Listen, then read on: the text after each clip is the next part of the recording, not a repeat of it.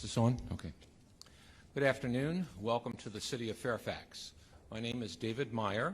I am the mayor of the City of Fairfax, and I appreciate your interest and your presence today.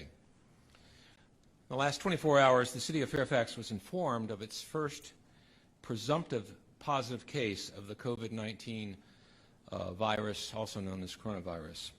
Today we have several officials who are going to be speaking to this issue, and I would like to begin by recognizing John Silcox from the Fairfax County Health Department.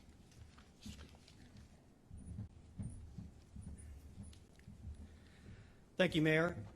I'm John Silcox. I'm the Public Information Officer for the Fairfax County Health Department, and I want to welcome you to today's event. We've assembled a team of public health officials here to provide you a status update on those two presumptive positive cases here in Virginia. You're going to be hearing from representatives of our State Health Department, the Fairfax County Health District, and Prince William Health District. We also have a representative from the Director of the Department of General Services Division of Consolidated Laboratory Services with us.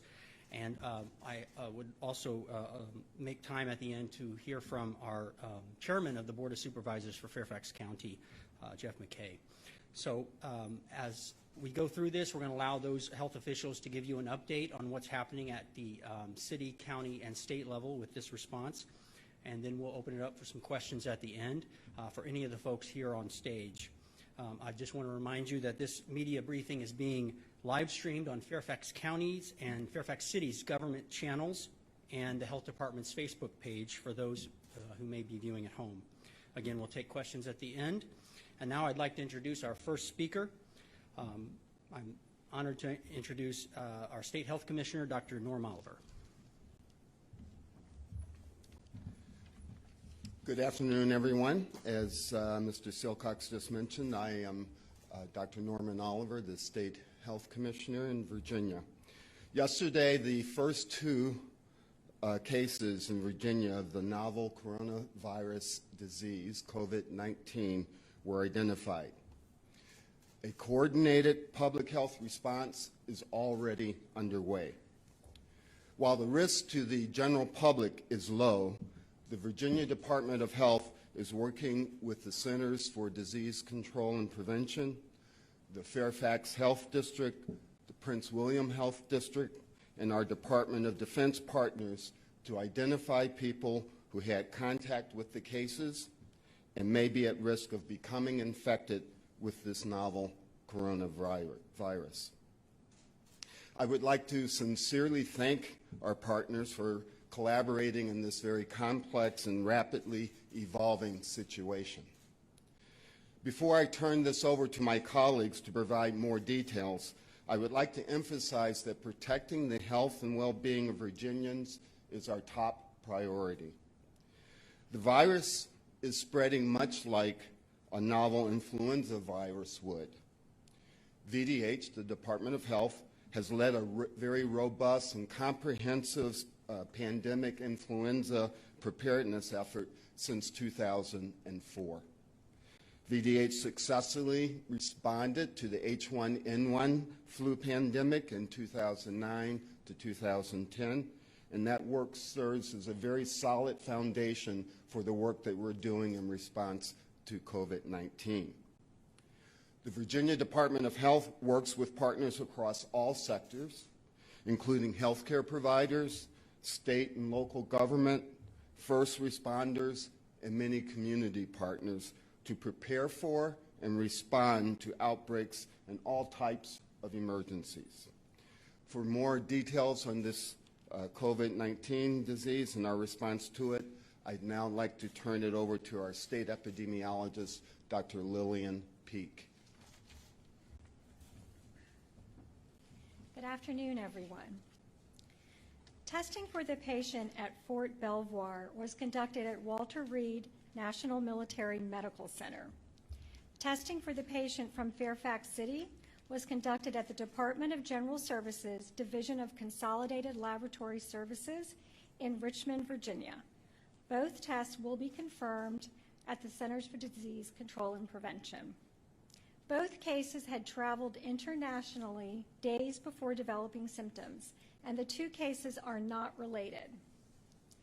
At this point, there are no signs of the virus spreading in the community in Virginia. As of 9 o'clock this morning, 44 Virginians have been tested for the novel coronavirus. 36 tests were negative, and we are awaiting results on 6 tests. Virginia has been preparing for the possibility of cases occurring in the Commonwealth since early January, when the novel coronavirus was first identified in China.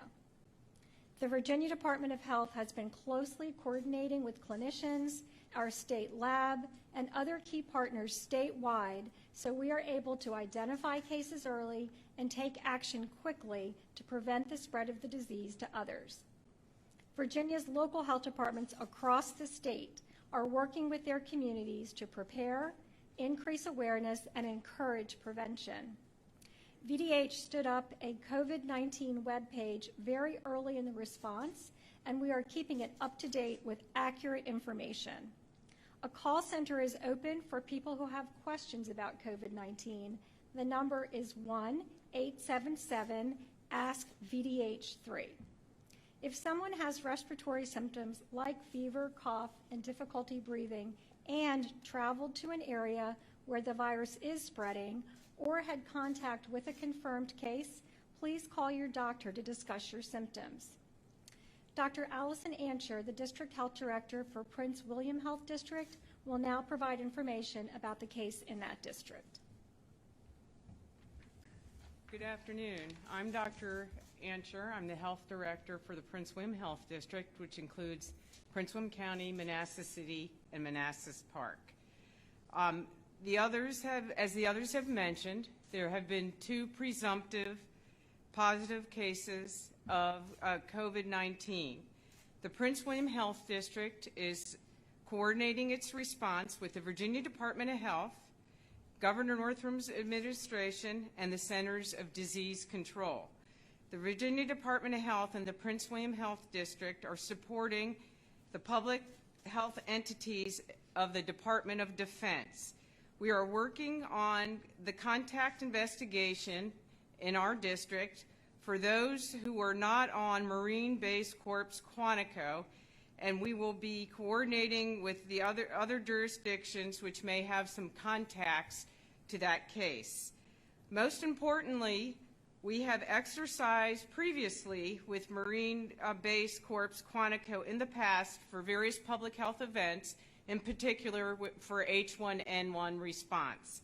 So we feel that we have a nice coordinated relationship with the Marine Corps base and are prepared to help them respond.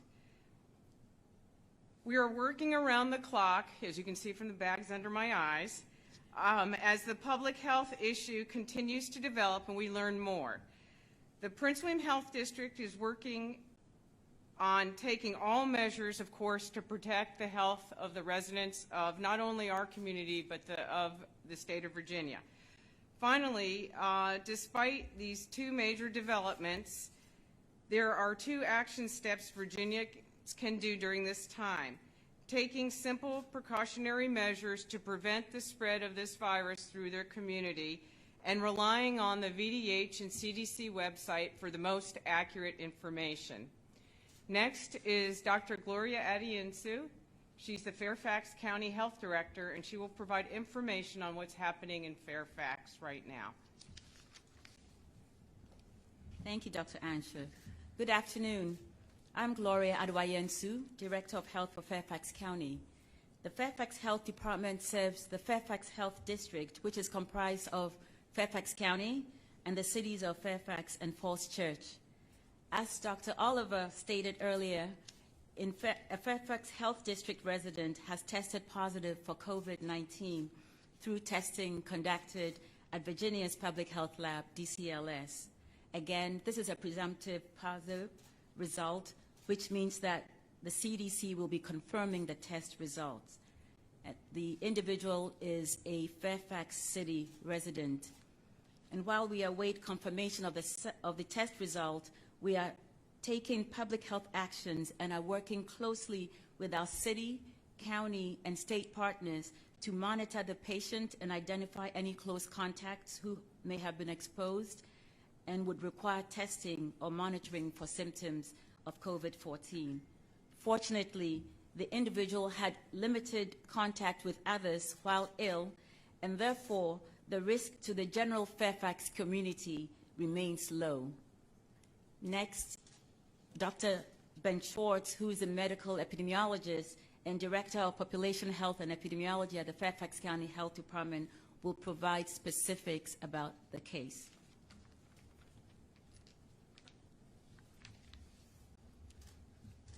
Good afternoon. I'm Dr. Benjamin Schwartz. I'm the Director of Epidemiology and Population Health at Fairfax County Health Department. The individual from Fairfax City who became ill is a traveler in their 80s who had traveled on a Nile River cruise, similar to other positive COVID-19 patients that have been identified elsewhere in the United States. The patient developed symptoms of respiratory illness on February 28th and was hospitalized on March 5th with symptoms of fever, cough, fatigue, and shortness of breath. After test results for common respiratory pathogens like influenza were negative, specimens were collected and sent to the Virginia State Laboratory for testing. And the testing came back as a presumptive positive for the virus that causes COVID-19 on March 6th. The individual remains hospitalized and is in stable condition. As Dr. Adeoyensu stated, the Health Department is working with the Virginia Department of Health and Fairfax City to identify any close contacts of this resident who might have been exposed. If other people are found to have been exposed, we will provide guidance to those individuals and will monitor them closely for the development of symptoms. We are working diligently and taking all measures to protect the health and safety of our residents.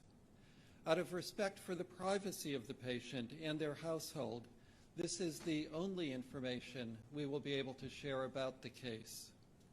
I would like the public to know that no additional precautions are recommended at this time beyond the simple daily measures that everyone should always take to prevent the spread of influenza and other respiratory illnesses, to stop the spread of germs. These precautions include washing your hands thoroughly with soap and water for 20 seconds, covering coughs and sneezes, staying away from others who are sick, and if you yourself are sick, staying home and away from other people until you are well. This is a rapidly evolving situation, and information is being shared as it is known on the CDC, Virginia Department of Health, and Fairfax County Health Department websites. Thank you.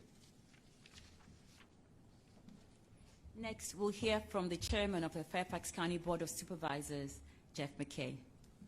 Thank you, Dr. Gloria, and good afternoon, everyone. And I want to also thank all of you for coming out to attend and to help us in messaging with the community. I also want to thank the mayor, the folks from the city council who are here, and acknowledge a few other folks in the audience who are here as well. Our superintendent of public schools, Dr. Brabrand, and the chairman of our Fairfax County Public School Board, Karen Corbett Sanders. Thank you all for being here as well. Just a few things I want to touch on. First, while this is obviously a very important evolving situation, I am imploring the public to come to Fairfax County as a trusted source of information, that there is a lot of misinformation out there, and frankly, we need to make sure people go to trusted sources to get information about this evolving situation. The second thing is that Fairfax County has in place plans for exactly this type of situation. As you might expect, we're a well-resourced county, and we have sophisticated plans to deal with this type of epidemic in place that have been in place for over a decade. And so we are ready to deal with whatever comes our way, and we want to make sure the public has that confidence. And lastly, and probably most important, is that no one should panic. As has been stated before, if folks adhere to the basic daily guidelines that have been mentioned before, the good hygiene recommendations, that is the number one thing we need from the public at this point, to adhere to those things and to not panic as this situation evolves. We will constantly message out to the community updated information, and we hope that everyone in the community helps us by making sure that they are spreading the proper information and following the advice that has been given today. So thank you. Thank you, Chairman McKay. We're going to go ahead and open up to questions. Before we do, just a couple of quick reminders. As you heard from Dr. Schwartz, we are not providing any additional case details to ensure patient confidentiality, but we do have a number of experts, as you heard from here, who can speak to the actions that we're taking to respond to these cases and what we're asking our community to do. Also want to remind you that this full media briefing is continuing to be available on the Fairfax County Government channel and the City of Fairfax Government channel, as well as the Health Department's Facebook page. There are folks around with microphones, so if you have a question, if you could raise your hand and we'll take your question on the microphone so everyone can hear. And I also want to mention that we have another distinguished guest on the stage with us, Dr. Denise Toney, who is the Director of the Department of General Services, Division of Consolidated Laboratory Services that you heard from, that is doing the testing in Virginia. So if you have questions related to lab testing and those processes, she's also available to answer those questions. So with that, I'll take the first question. Hi, Rebecca Tan from the Washington Post. Question for anyone on stage who's able to answer, really. Did either of these two individuals interact with large groups of people between the time they were showing symptoms and the time that they were quarantined? Did they come into contact with school-age children or with the elderly?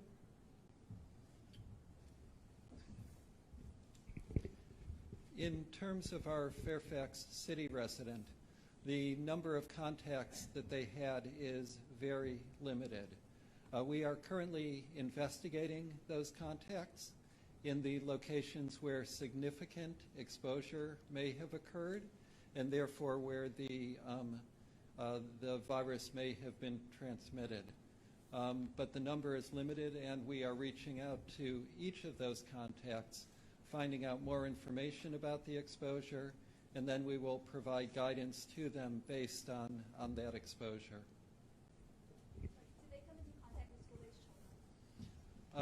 We are currently investigating whether there was any exposure. There was no exposure of school-age children in the community that we know of, and we are currently investigating the exposures that they may have had in the healthcare setting.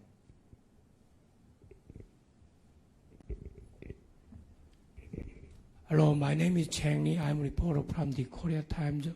I'm a little bit late, so I didn't hear the information. I want to know where the patient is now located, how he is taken care of, and then people want to know, some people thinking about whether, Fairfax County school thinking about the online education or not. Thank you.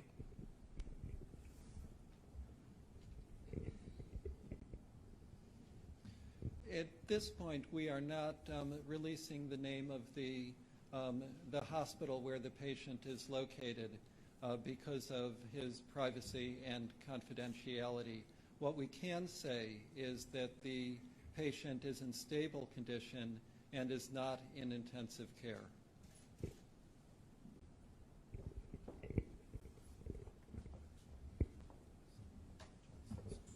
Next question back here.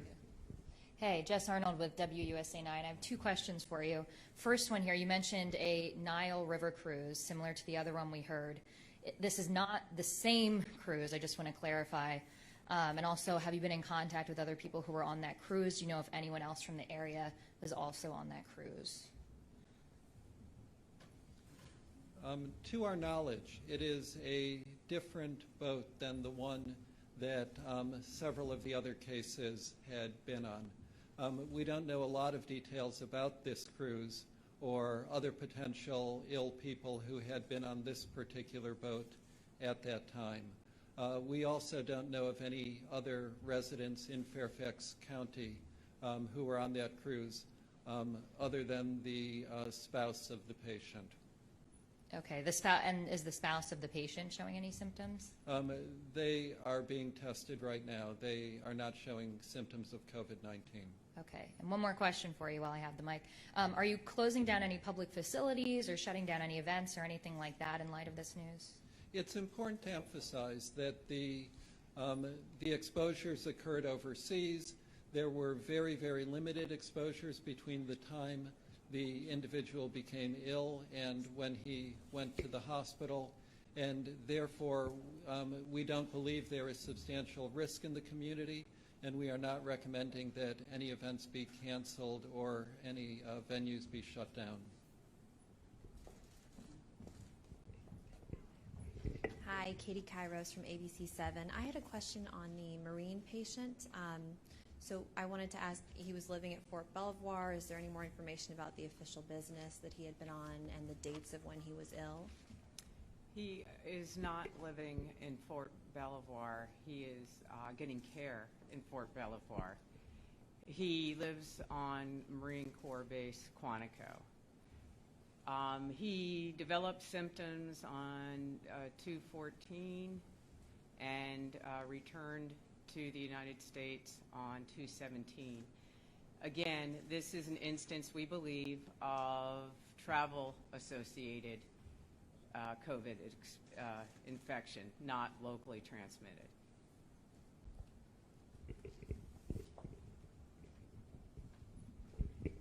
Again, on the Marine, did he return home to the base before receiving care in Fort Belvoir? And secondly, within Fort Belvoir, has he been moved anywhere, or has he been in a medical facility? To be honest with you, I can't comment on his care at Fort Belvoir. This is a Department of Defense individual. We are the supporting agency. He did come home and did not report symptoms until he was home a couple days. Okay, so he returned to the U.S. on February 17th, and when was he hospitalized? He was hospitalized a couple days ago. Would you be able to provide the date, or? I don't know the date offhand, exact date offhand. And just to make sure that I'm completely clear on this, any interaction with the elderly or with school-age children? We're working on the contact investigation. We had the Department of Defense interviewed the individual last evening and has begun to provide us information on contacts. And as you may not be aware, as you start interviewing contacts, sometimes you find out information about other contacts.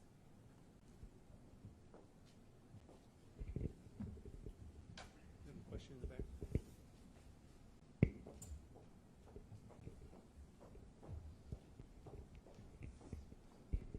Valerie Bonk, WTOP News. I have two questions. One is information for travelers coming in to airports.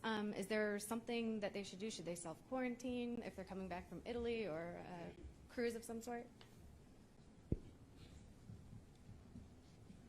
So the CDC is monitoring the situation globally, and they have set up a website, or on their website for COVID-19, they're issuing travel alerts. And so you can go to their website to get specific information. It depends on whether the patient or the traveler is returning from a country that has a level 3 travel alert versus a level 2 travel alert. There are specific recommendations, and those countries are changing. So I think the best thing to do is to go to the website and get the most current information. Great. And my other question is, people who are panicking, what should people do to avoid infection? What should they actively be doing right now? So the most important thing right now in Virginia, because we do not have any signs of COVID-19 spreading in our communities here, is to stay tuned to what's going on. Make sure that you have accurate information. There is a lot of misinformation out there, so get your information from a trusted site with accurate information like VDH, CDC, or Fairfax County. So that's most critical. Just keep up to date with what's going on. And as we've said, there are simple measures that you can take to prevent the spread of respiratory diseases, including COVID-19, and that's hand washing, making sure that you're covering your cough, staying home if you're sick.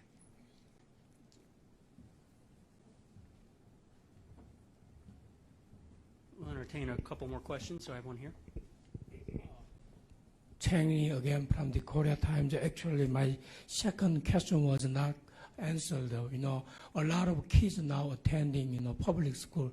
As I remember, around 200,000 kids, attending, and then their parents are very much worrying about what happened last weekend. The Marine soldier, and then this, the person from the nice travel. So this morning I talked with some parents. They told me about maybe Fairfax County School, might be thinking about the online education, because now that's what's happening in Korea. Now parents, they do not want to send their kids to the schools. And then I have a question directly, Chairman Jeff McKay, how are you going to respond to this? What's happening right now? Thank you. Yeah, so good question, and as I mentioned before, our Superintendent of Public Schools is here. I think at this point in time, the message is very consistent with what we've already heard, which is if your child is having any symptoms or is ill, don't send them to school. The basic things, the basic guidelines, hand washing, those things are good advice, particularly for young people that we say all the time. But at this point in time, there's no reason for the schools to close schools, and if there is eventually that possibility, then that will be something that will be decided by the Fairfax County Public Schools Superintendent, and it'll be based on information that they receive that concerns them enough to do that. But at this point in time, there's absolutely no reason to do that. I will also say that the schools are very closely monitoring the situation, and I would encourage all parents, and as a parent myself, I've made sure that I've done this, encourage all parents to sign up for communications from FCPS directly. They've been messaging out critical information to the community the last several days. Folks should sign up to get their emails, to get the information that comes out from FCPS, because they are constantly communicating with the community on that.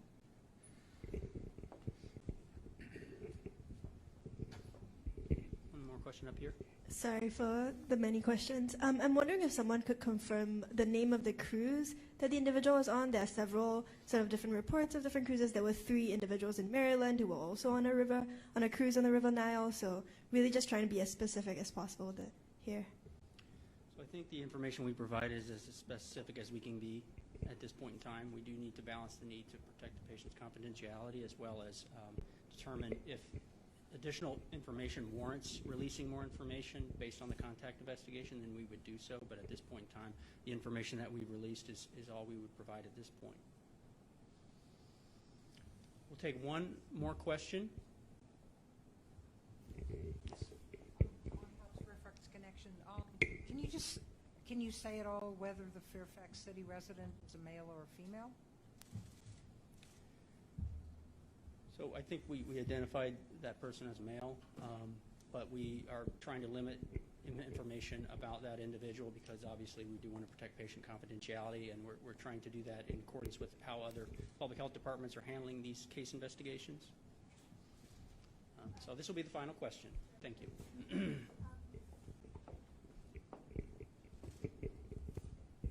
How many test kits does the state of Virginia currently have?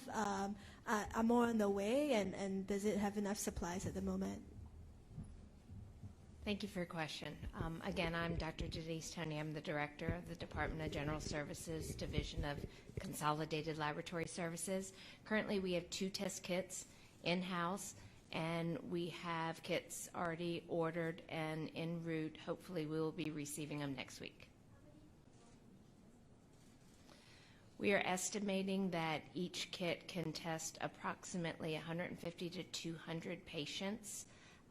The number of patients that is tested depends on the number of specimen types that are submitted, and also if repeat testing needs to be done. So that number is a fluid number, but that's a good ballpark range.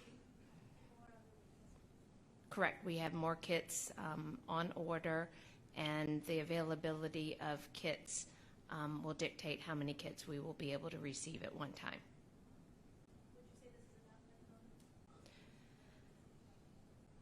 Currently, we have adequate capacity to test all the specimens or all the patients that we are currently receiving. So we do have the capacity to handle the volume now.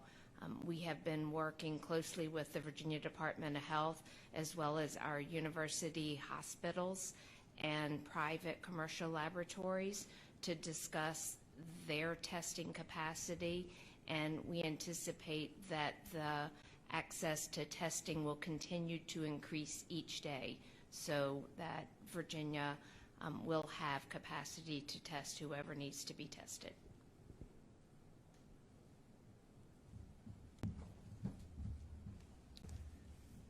So with that, I'd like to turn it over to Mayor David Meyer to close us out. Thank you. I want to thank all of you for being here today. This is a very serious health crisis, but I hope that by the conversation that has ensued this afternoon, all of you will have the confidence that the risks to our general population is extremely low at this time, and that the sources of accurate information are robust, and they're being updated daily, if not more frequently.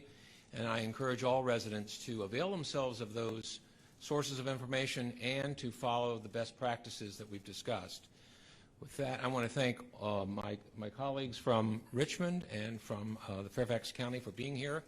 I hope that their presence today will give you confidence that your leadership and especially the professionals in the state and local government are on top of this situation.